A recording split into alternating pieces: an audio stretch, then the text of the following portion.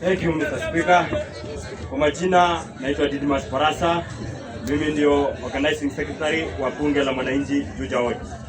Bunge power. Bunge power.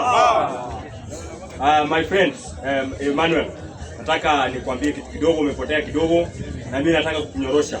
Unajua tulikwambia sisi ndio mafundi wa siasa. Na tutakutengeneza, tutakupanga. Sisi ndio tunajua hii siasa iko mahali gani na iko pande gani. Unaongea maneno ya Ruto kupewa wamama ile 4,000. Ulikuwa unachukulika hiyo maneno kwa muda mrefu bila payment yoyote. Ulikuwa unachukulika kupeana mimba, ulikuwa unachukulika kuzaa watoto, hapo mtu anakulipa. Sasa hivi tumekuhurumia, hakuna kazi ya bure. Fanya hiyo kitu tunakupea ngirine. Sasa unalalamika. Hiyo ni promotion my friend. Wewe fanya kazi, saa watu tutakulipa, utakula, utakunywa.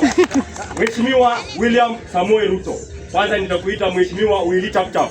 Maana umefanya hii inji kukuja kwa kasi kabisa. Kutoka that world kukuja first world. So tunakushukuru Mheshimiwa Willy Tap Tap na your Deputy President Professor Abra Faya. Unamjua huyo?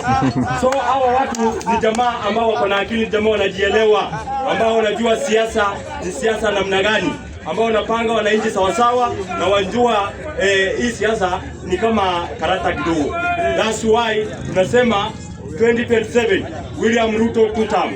Kwa sababu umetengeneza barabara, umeweka SHA zinafanya kazi. Unajua kuna wengine wanapiga kelele ati SHA haifanyi kwa sababu wewe uko hapa, umekaa hapa. SHA inafanya kwa ule mtu mgonjwa ambaye anafaa kutibiwa. Ukienda hospitali ndio utajua SHA haifanyi ama inafanya. Ukienda kwa barabara, William Ruto ametengeneza barabara. So Mheshimiwa William Ruto, wewe ni mchapakazi. Sisi tuko na nia ya kukupeleka 2 term na tuko na ile umaarufu ya kukupea kura tena urudi kama president wetu wa 6 wa jamhuri yetu ya nchi ya Kenya. Asanteni sana.